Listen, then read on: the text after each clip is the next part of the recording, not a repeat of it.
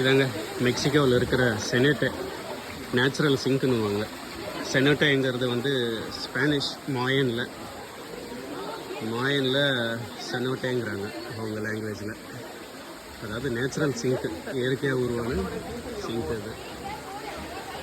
எப்படி இருக்குன்னு பாருங்கள்.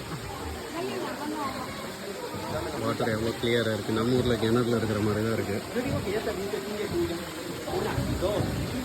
அப்படியே பாருங்கள், பேசலாம். பழம் எடுத்துகிட்டு வந்து இவ்வளோ தொலை வந்தாச்சு. இல்லை நான் வரேன், வாங்க பிடிச்சிக்கிறாங்க. இதுதான் நம்ம நண்பர்.